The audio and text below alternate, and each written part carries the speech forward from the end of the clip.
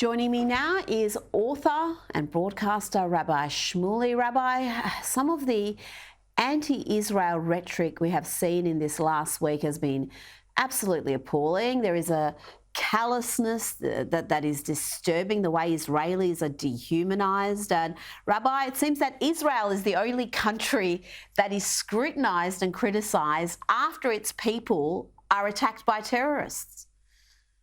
Well, look at what happened with your Green Party in Australia, Rita. They actually refused to condemn the Hamas atrocities. Now, when Vladimir Lenin took over the former, created the Soviet Union, took over the Russian Empire, he created this term, the useful idiots, the stupid, moronic, imbecilic Western intellectuals who supported him even as he instituted a reign of terror that would lead to Stalin killing 30 million Russians.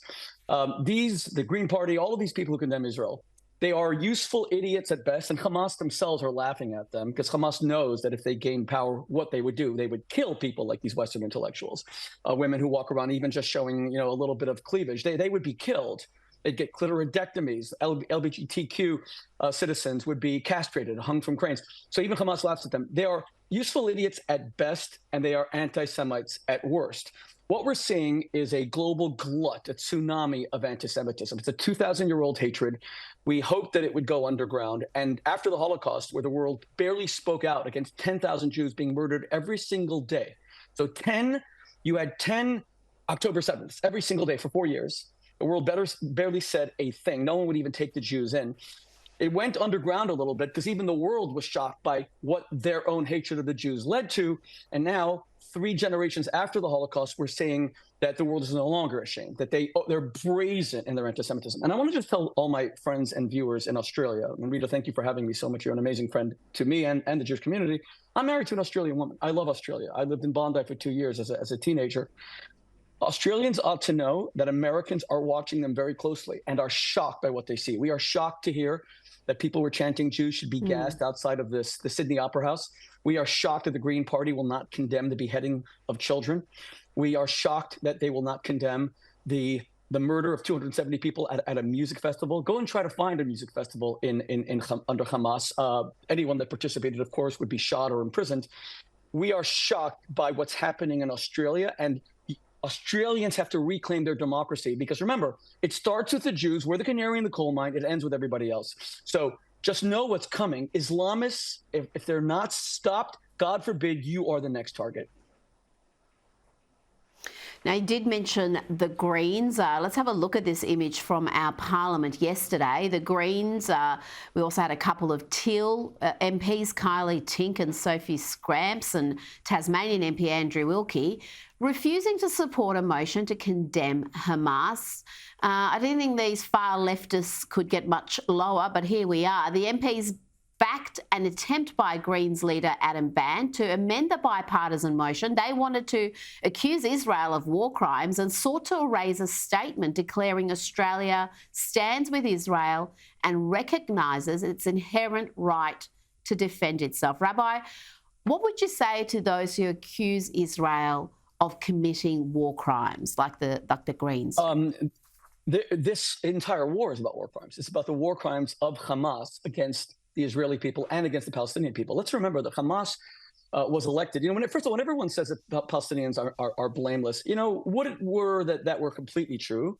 It's probably partially true. Children, of course, are blameless. But the Palestinian people in Gaza elected Hamas in 2006. Now, it is true that Hamas immediately declared a dictatorship, just like Adolf Hitler was democratically elected by the German people, but he created a dictatorship. But every time Israelis get murdered, the people all over the Gaza Strip, they dance, they sing. When 3,000 Americans were incinerated on 9/11, 2001, the people in Gaza, they danced, they sang about Americans and international citizens having to jump 101 floors to their deaths. There's never been any serious resistance to Hamas, even though Hamas is a terrorist organization. So I don't blame the people of Gaza, but to say that they're entirely blameless, they have to rise up against Hamas because Hamas has destroyed their lives.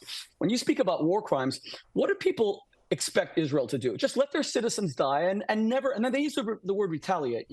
We Jews only retaliate. We're vengeful. We're not allowed to protect our citizens. This is a form of revenge. No, it's not. Israel just wants to be left in peace. They want Arabs and Jews to live together in peace.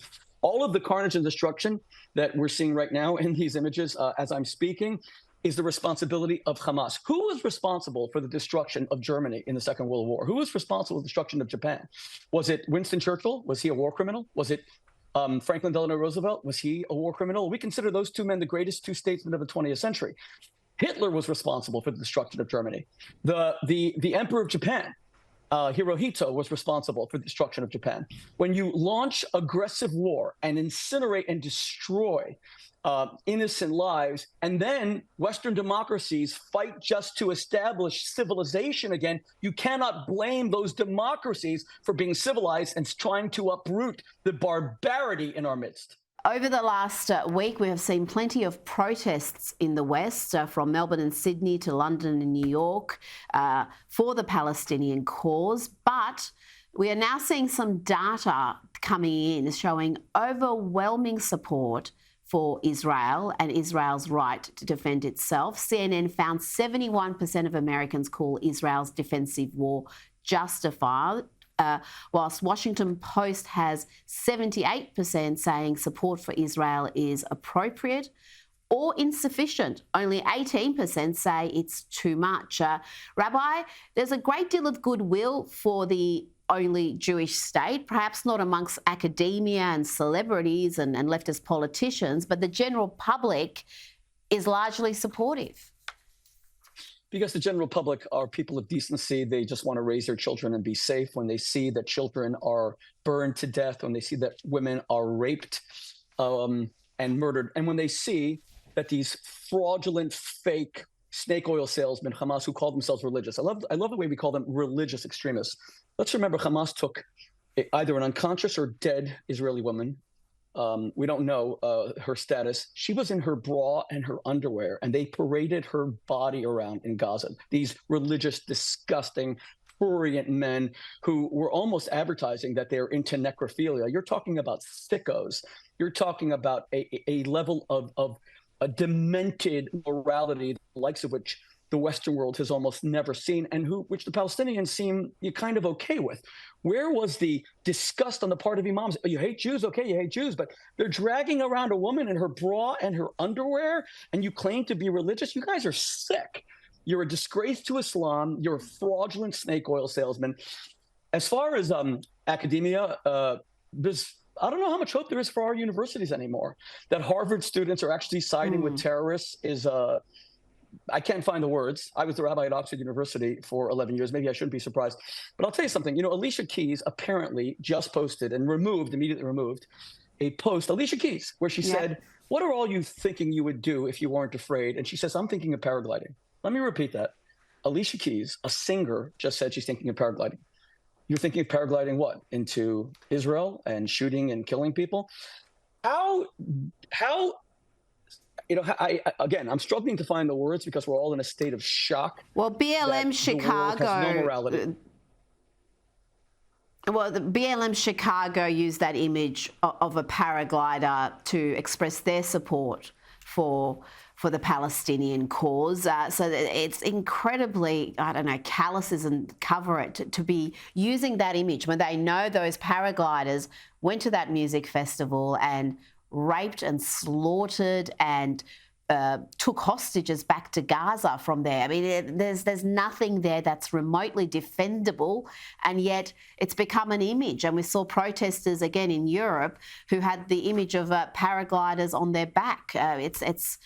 It's astonishing. You mentioned Alicia Keys, but it's not just that those who are siding with the Palestinian cause. It's the silence of some of the world's biggest celebrities, the same people who couldn't wait to stand with BLM, despite their neo-Marxist origins. They are happy to virtue signal about global warming, sexism, every issue, but when it comes to this issue, they have been silent.